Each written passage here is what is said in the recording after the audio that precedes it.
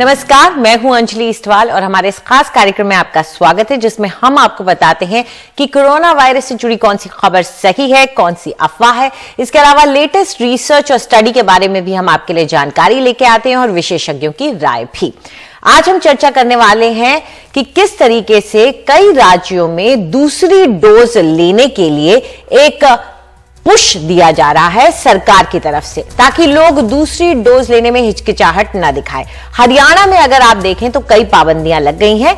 यह कह दिया गया है कि अगर आपकी दोनों डोज नहीं लगी हैं तो आप पब्लिक प्लेस में नहीं जा सकते हैं। और अब पब्लिक प्लेस में बहुत सी ऐसी जगह हैं जहां पर दोनों डोज के साथ अगर आप नहीं हैं तो आपको एंट्री नहीं मिलेगी।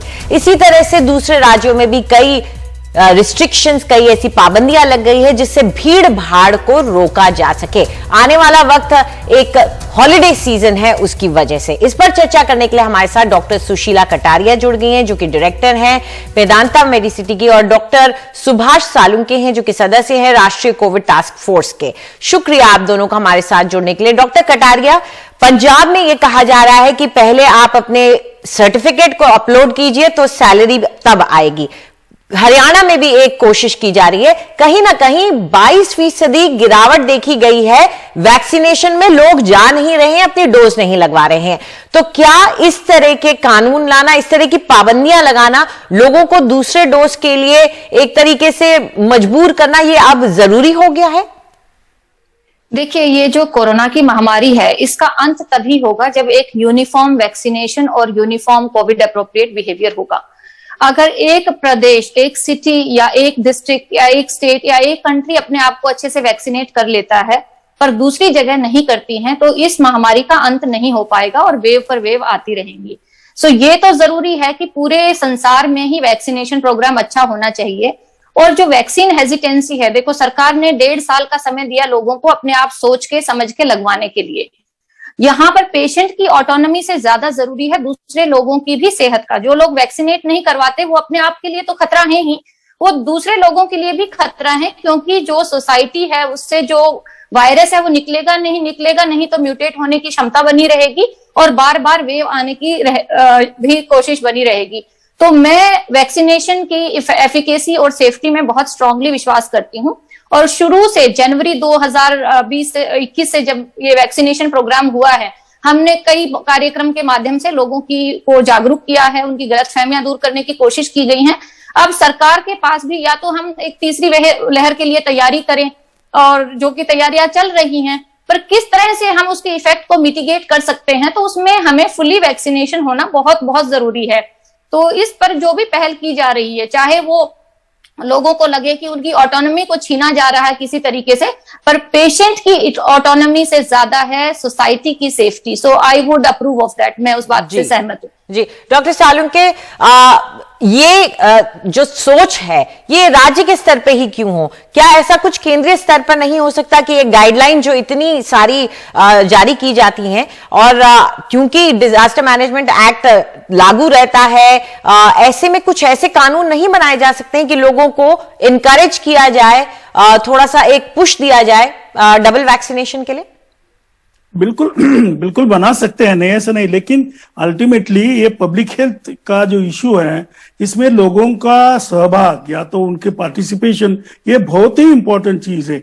इसलिए केंद्र सरकार ने अभी जो स्टेप लिया है, ये जो डायरेक्शंस दिया है, गाइडलाइंस तो ऑलरेडी इशू हो चुके हैं, लेकिन जब ये इम्प्लीमेंटेशन का सवाल पैदा होता है तो स्टेट्स का रोल बड़ा अहम होता है। स्टेट्स में भी डिस्ट्रिक्ट एडमिनिस्ट्रेशन, लोकल एडमिनिस्ट्रेशन का रोल बहुत ही इंपॉर्टेंट है। एनजीओ, सीबीओ, लोकल डॉक्टर, सब लोग अगर इकट्ठा आके, जैसे अभी डॉक्टर कटारिया ने बताया कि भाई ये इंडिविजुअल का इश्यू अभी नहीं है, we are fighting a war.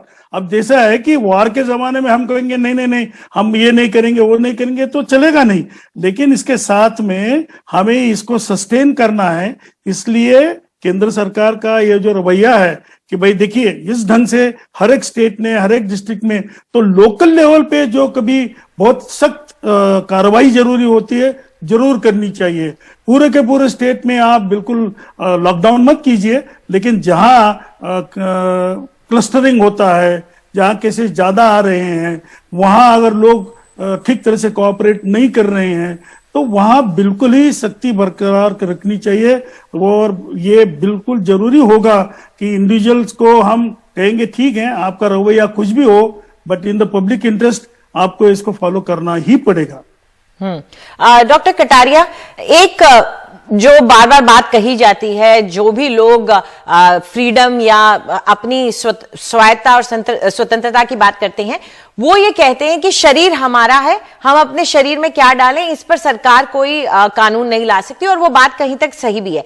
लेकिन किस तरीके से ऐसी स्थिति पैदा की जा सकती है कि जो लोग ये डिसीजन लेते हैं या फैसला लेते हैं कि हम नहीं लगाएंगे टीका, उनको एक तरीके से डिस्करेज किया जाए? आप कानून एक तरीके से घुमा के बनाएं ताकि डिस्करेज किया जाए, क्योंकि मैंने ये भी देखा कि अगर आप निजी संस्थानों को भी इस तरह की हिदायतें दें कि आप अपने परिसर में भी उन लोगों को आने के थोड़े से रिस्ट्रिक्शंस लगा दें जिन लोगों की दोनों वैक्सीनेशन ना लगी हो, तो शायद लोगों के अंदर एक रिस्पॉन्सिबिलिटी आएगी और शायद वो दूसरा टीका भी लगवाएं। जी बिल्कुल, देखिए लोग, पहले हमें ये जानना जरूरी है कि लोग क्यों नहीं लगवा रहे। एक तो है कि भाई मिस इन्फॉर्मेशन या नॉन इन्फॉर्मेशन की वजह से, तो उसको बार बार समझाया बुझा के बताया जा सकता है, सेफ्टी और एफिकेसी डाटा दिया जा सकता है, एग्जाम्पल दिया जा सकता है कि देखो मैंने लगवाया आप भी लगवाएं। जैसे शुरू में हॉस्पिटल में जब एम्प्लॉयज में हिचक थी तो मैं कहती थी देखो मैंने लगवाया आप भी लगवाएं। सो एक तो वो होता है कि भाई मिस इन्फॉर्मेशन या नॉन इन्फॉर्मेशन है तो उसको हम दूर करें। दूसरा, कुछ लोग नॉन बिलीवर्स हैं या एडमेंट हैं कि वो लेना ही नहीं चाहते और ऑटोनॉमी का बहाना देते हैं कि भाई ये हमारी स्वायत्ता है, ये हमारा शरीर है। ये बात सच है कि देखो बीमारी में पेशेंट को हक होता है कि वो अपने लिए चूज करे कि वो क्या चाहता है क्या नहीं चाहता है, और ऑटोनॉमी एक बहुत बड़ा इंडिपेंडेंट इश्यू है मेडिकल साइंस में। लेकिन आपकी ऑटोनॉमी वहां खत्म हो जाती है। जी डॉक्टर कटारिया, वक्त हमारे पास कम है। शुक्रिया, आप दोनों हमारे साथ जुड़े इस चर्चा में, शुक्रिया।